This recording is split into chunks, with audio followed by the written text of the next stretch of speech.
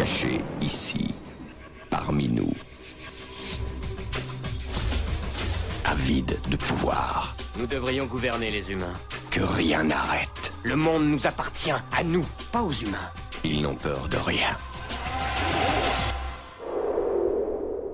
Si ce n'est... Eh bien bonjour à tous et soyez les bienvenus pour une toute nouvelle vidéo. Connaissez-vous la Marvel? J'imagine que oui, vous savez c'est la boîte qui a créé les comics X-Men, Spider-Man et les 4 Fantastiques entre autres. Aujourd'hui les adaptations des comics de la Marvel au cinéma c'est une affaire qui tourne comme en atteste le succès des Iron Man, de Thor dernièrement et aussi les méga projets à venir comme le reboot de Spider-Man ou encore le film choral The Avengers qui réunira certains des plus grands héros de la Marvel tels que Iron Man ou Hulk dans un seul et même film. Ce qu'il faut savoir c'est qu'avant l'an 2000 et le carton de X-Men de Bryan Singer, la Marvel au cinéma c'était plutôt la merde.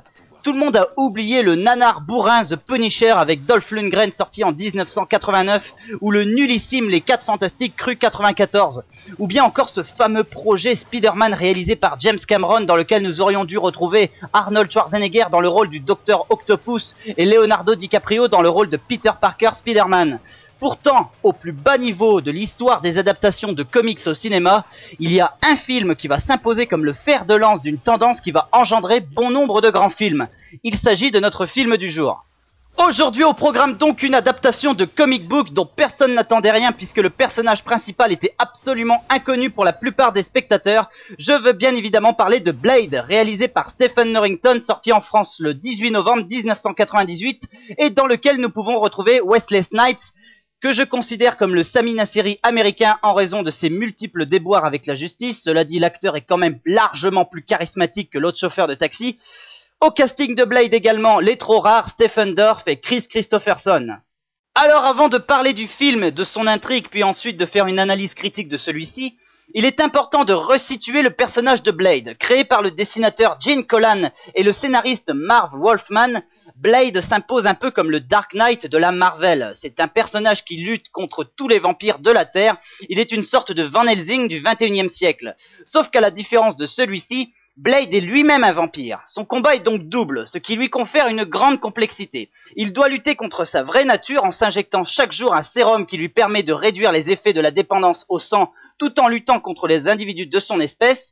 Et pour réussir à battre ses adversaires, il doit user de ses pouvoirs d'hybride. Seulement plus il fait ça, plus il ressemble à ces derniers. De fait, Blade, en haïssant ses pairs, en arrive à se haïr lui-même. Sa lutte est donc pour lui une façon de se punir de ce qu'il est vraiment. La bande dessinée, bien que peu connue par rapport à Spider-Man ou X-Men, va tout de même connaître une certaine renommée avec le temps. Maintenant, intéressons-nous un peu au film. Ici, le film de Stephen Norrington nous introduit le personnage de Blade et fait confronter celui-ci à un autre vampire, Deacon Frost, joué par Stephen Dorff, qui aspire à devenir le vampire le plus puissant du monde.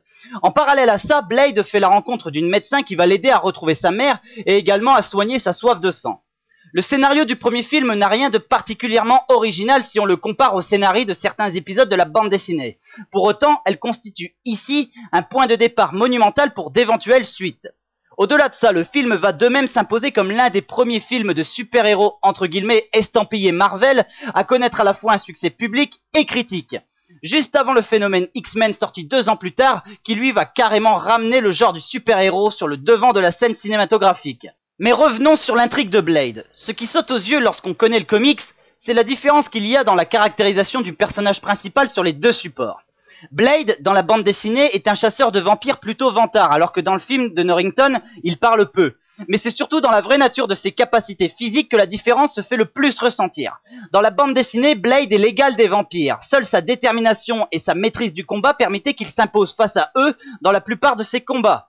Dans le film, Blade nous est présenté comme un vampire qui est tout simplement beaucoup plus fort que la plupart des autres vampires. Personnellement, je trouve pas ça énormément problématique. Lorsqu'on adapte un comics en film, je trouve que la démarche de modifier un peu la nature du personnage, attention sans insulter le travail d'origine évidemment, est souhaitable. On change de support, on réadapte le personnage. Je trouve ça plutôt normal et puis ça donne un intérêt supplémentaire à la nouvelle œuvre qui pour le coup ne s'impose pas comme une simple copie conforme du comics. Au-delà de ça, le film s'impose comme étant un vrai bon film. Stephen Norrington insuffle une ambiance très urbaine, très sombre et très adulte à son film, ce qui fait qu'il va tout de suite se différencier des derniers films de super-héros sortis quelque temps avant, parmi lesquels on peut compter le très mauvais Spawn, mais surtout la bousasse ultime Batman et Robin. Ici, on sent véritablement que le sujet est pris très au sérieux et que l'enjeu final de ce film est de s'imposer comme une adaptation à la fois respectueuse et passionnante. Pari réussi donc pour Stephen Norrington. Son film débute par une scène d'ouverture dans une boîte de nuit tout bonnement hallucinante. L'entrée de Blade et le massacre qui s'ensuit donnent directement le ton. Les scènes d'action en général sont également franchement réussies, on ne s'ennuie pas une seule seconde. Les acteurs, Wesley Snipes en tête de liste, sont tous très impliqués. Quant aux effets spéciaux, ils sont très réussis et convaincants. Je reviens un instant sur Wesley Snipes. Il y a des acteurs qui sont indissociables de certains rôles. Dans le genre du super-héros, on sait désormais que Iron Man ne serait pas ce qu'il est sans Robert Downey Jr., ou Wolverine sans Hugh Jackman, ou encore le Joker sans Heath Ledger. Eh bien ici c'est la même chose. Wesley Snipes signe dans le rôle de Blade l'une des plus grandes performances de sa carrière. L'acteur devient littéralement le personnage à tel point qu'il est impossible de voir quelqu'un d'autre à sa place. Correctement caractérisé par David Goyer dans le scénario, le réalisateur ne manque pas de même de le filmer de façon quasi iconique afin d'accentuer son charisme incroyable. En conclusion, Blade est un film que je vous recommande vraiment. Son succès va être le point de départ d'adaptation plus importante de comics à l'écran. Grâce à Blade, X-Men puis Spider-Man verront le jour quelques années plus tard, relançant ainsi tour à tour un genre qu'on croyait mort à la fin des années 90. Plus proche de lui, Blade va engendrer deux suites, Blade 2 et Blade Trinity. La première suite aura le mérite de surclasser complètement le premier volet grâce à la mise en scène de virtuose du génial Guillermo del Toro. Quant au troisième volet, lui, par contre, sera complètement foiré. Et ça me fait chier, parce que parti comme c'était parti, Blade pouvait largement passer à côté de nous pondre une daubasse. Enfin, je ne vais pas m'étendre sur ces deux films, j'espère que j'aurai l'occasion dans quelques temps de vous faire une chronique spéciale pour chacun d'entre eux.